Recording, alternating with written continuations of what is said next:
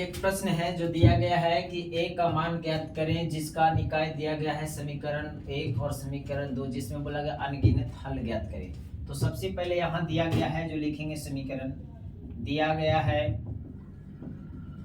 जो लिखेंगे 10x + 5y = a - 5। यहाँ से समीकरण नंबर 1 मानेंगे। इसके बाद लिखे यहाँ से 20x + 10y - a = 0। हम इसको लिख सकते हैं 20x + 10y और इधर माइनस में है, अगर हम उसे RHS में ले जाएंगे तो इसका साइन बदलेगा, ये होगा a प्लस a। यहाँ से समीकरण नंबर 2। अब यहाँ से जब दो निकाय समीकरण दिया गया है तो यहाँ से मानेंगे a1 बराबर यहाँ से a1 बराबर 10, b1 बराबर 5 और c1 बराबर a - 5। फिर यहाँ से मानेंगे a2 बराबर 20, यहाँ से b2 बराबर 10 और c2 बराबर होगा यहाँ से होगा a। अब हम जानते हैं कि अनगिनत हल है, तो अनगिनत हल का फॉर्मूला होता है अनगिनत हल का फॉर्मूला होता है a1 बटा a2 बराबर b1 बटा b2 बराबर c1 बटा c2। अब हमें ज्ञात करना है a का मान, जो कि यहाँ दिया गया है a में दिया गया है 10, b में a1 में दिया गया 10, b2 में दिया गया 20।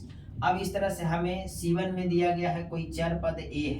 अब चर पद हमको a का मान ज्ञात करना है, तो कोई ए दो में से a1 या a1 a2 या b1 b2 कोई अचर में से हम चर पद का तुलना करके हम चर पद की मान को ज्ञात कर सकते हैं। तो a1 का मान यहाँ पुट करने से कोई फायदा नहीं, हम b1 का मान पुट करेंगे। b1 का मान पुट करेंगे 5 बटा b2 बराबर हो गया 10 बराबर a1 बराबर हो गया a - 5, यहाँ से a2 बराबर हो गया a।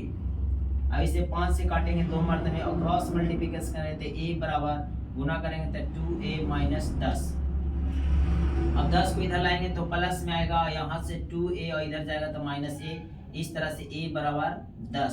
तो हम कह सकते हैं इस तरह से कि a बराबर 10 आंसर हुआ। तो हम इस तरह के प्रश्न को आसानी से हल कर सकते हैं, लेकिन हमें याद होना चाहिए कि अनगिनत हल का फॉर्मूला क्या होता है। और इसमें 3 फार्मूला बताया गया है। अनगिनत हल को ही बोला जाता है समपाती रेखा, इसमें अनेक हल होते हैं। और एक होता है समानांतर रेखा जिसमें कोई हल नहीं होता है।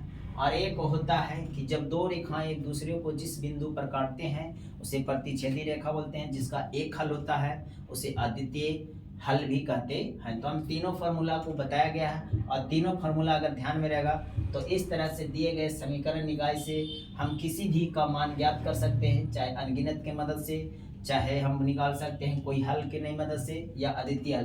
तीनों फार्मूला के मदद से हम कोई अचर पद का मान ज्ञात कर सकते हैं।